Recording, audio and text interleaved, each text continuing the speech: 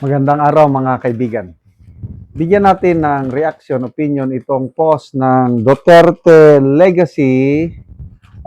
Pahayag ito ni Congressman Toby Chanco na pinipigilan daw siya ng Marcos administration. Kinakausap, huwag ka nang magsalita laban sa korupsyon, sa flood control dahil nakikinabang si BP Sara. Ano ba yan? Ito, pakinggan natin ha. Kinakausap ako, nakakampi ng administrasyon, tigilan mo na yung flood control scam kasi nakutinabang si Sara. Anong klaseng pag-iisip nyo? Magbubulag-bulagan tayo sa nakawan dahil lang may magbe-benefit. If ever nagbe-benefit siya, if ever, is because wala kayong napapakulong. Siyempre mapufrustrate yung tao. Kung na-frustrate yung tao, baka nga hahanap sila ng ibang kikilingan. Isa lang naman si Sara doon sa pwede nilang kilingan, hindi naman automatic. Pero nadi-dissatisfy muna sila sa inyo, kaya sila humahanap ng ibang kikilingan. Tingnan nyo kung ano yung root ng problem, hindi yung resulta nung hindi nyo na-resolve ang problema. Pag sinasabi ko yan, hirap na hirap naman silang tanggapin, nagagalit naman sila.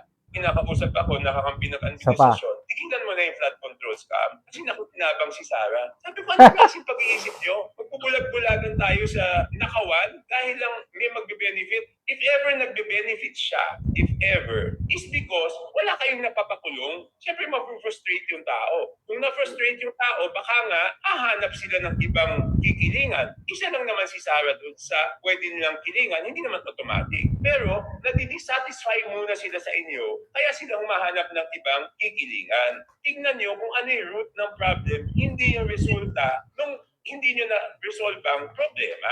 Pag sinasabi ko yan, hirap na hirap naman silang tanggapin, nagagalit naman sila. Kinakausap ako, nakakampi ng Yan.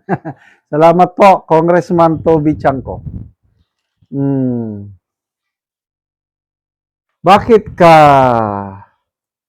Bakit mo pipigilan yung tao na nagsasalita para labanan ng korupsyon? Ibig sabihin, yung mga kumakausap kay Congressman Toby Chanco, inaamin nila na may korupsyon at huwag ka nang magsalita dahil nakikinabang si Sara. Exactly, nakikinabang talaga si Sara. Dahil dismayado na ang taong bayan sa nangyayaring korupsyon. Ako, ang laking pagsisisi ko sa aking buhay, bakit ako sumuporta sa kandidatong Marcos Jr. noong 2022 at ikinampanya ko pa siya ng todo. Akala ko nung una, itutuloy niya ang mga magandang nasimulan ni Tatay Digong. Kasi nga, ang kapartner niya, anak ni Tatay Digong. Nakikita ko noon ang continuity. So, for 6 years, na maganda na simulan ni Tatay Digong. Another 6 years, itutuloy ng Marcos Jr. Then another 6 years, itutuloy ni Inday Sara na presidente. So, 18 years yan, tuloy-tuloy ang development. Wow! Yan ang nakikita ko nung una. Kaya lang, wala. Imbis na ituloy ng administrasyong ito ang magandang nasimulan ng tatay natin, wala. Hininto. Yung anti-corruption drive. Dalawang cornerstone ng programa ng Tatay Digong natin. Yung war on pulburon at saka war on corruption. Yun ang campaign promise niya at yun ang ginawa niya. Although hindi niya totally na-eradicate ang war on pulburon, kaya lang naglaylo, nabawasan. Corruption naman, nabawasan.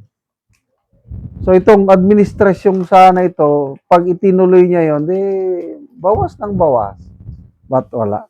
Lumala. Sa surveys ng Pulse Asia last year, magkasunod. I think yung third quarter survey nila last year, 97 sa mga respondents nagsabi na napakatalamak ang korupsyon sa gobyerno. Yung fourth quarter nila na survey last year, 94%. So halos, magkadikit lang. At ito na ang legacy ng administrasyong ito. At dahil dyan, at wala silang napapakulong. Tama yun. Kasi kung marami nang napakulong ngayon, medyo mag-iba ang equation. Marami nang matutuwa sa Marcos Jr. administration kung mapatunayan niya, mapatunayan ng Pangulo na wala siyang kinalaman sa korupsyon. Mahiya kayo. Ito, kukulong ko kayo. Kailan ba siya SONA? July, last year. July, August, September, October, November, December, January, February, March. After 8 months, ilan lang nakulong?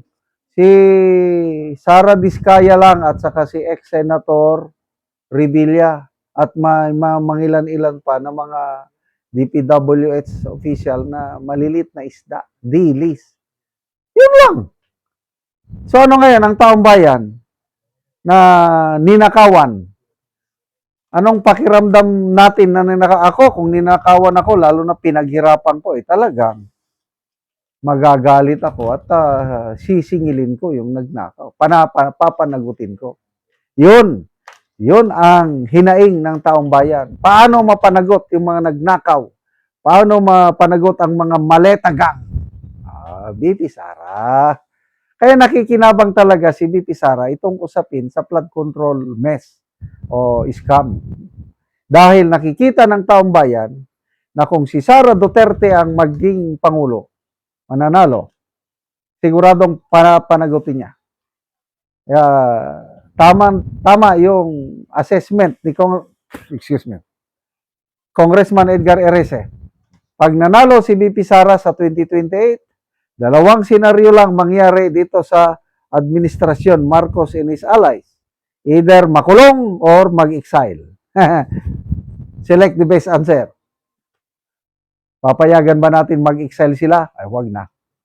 Kailangang managot.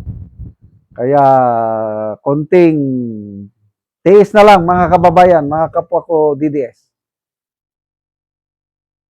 Ang ating Tatay Digong, sana makauwi na siya by 2028 at masaksihan niya ang pag-upo ng ating minamahal na BP Sara as presidente ng ating bansa. Salamat mga kaibigan sa inyong pagsubaybay sa ating channel. Nakakatulong kayo ng malaki sa tribong talanding ng Bukidnon dahil ang sweldo natin sa channel na ito is pantulong po sa tribo. Namimigay tayo ng libreng yero at pako para makapagpatayo naman sila ng mas maayos na tirahan. Panoorin ninyo ang video na ito. Nani ang mataga ano gyero. Ayo sir sa imong hinabang labaw sa tanan sa atong Ginoong So, mao ni ang balay ni Lolo. So, tuluan na kayo siya kay gipang butangan lang og each ka step. Kung muulan, so tuluan gyud siya. So, luoy gyud siya kung muulan kay gipang sapahan na lang og cellophane. Yan ang balay. Gipang each ka stepan pod.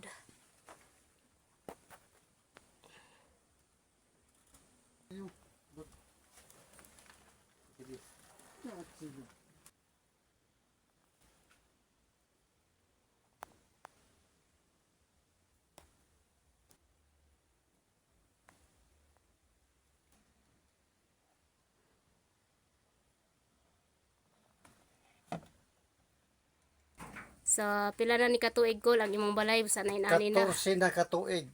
So, 14 years na. So, aya pa napulihan og gyero kol. Daw aya pa gyud. So, nganong ka aya pa man mapulihan og gyero? Aya pa ipulihan kay na diyan magbagyo, wa pa ni maghigbagyo na. So, Natulpod gibagyuan na di ay. nasuruyan Pila na imong edad? 66. So, 66 na ka. So, na kay mga anak kol. Unong kabok, So, anong kabuok. So, na... duha ang wala magkapamilya. so, duha ang wala ka pamilya. So, asa imong asawa day? Tuwa sa Cagayan, So, nagtrabaho nagtrabaho ang iyang asawa tungod sa ilang kalisod. na may So, college. aya pa daw ni may college. mapulihan ang ilang balay nga yero. Kung kalisod ang akong asawa aya pagin makabalay og eksakto kung kay dagi tao kay ang gitasag nga makatabang sa among mga problema. Sige call kay makatagaan naman ka call so mag-atop na ka. Makatop na ko. Makatop na ka. Kay Dili na kapanglupad na gid kaya ka ganyan. sige, salamat call.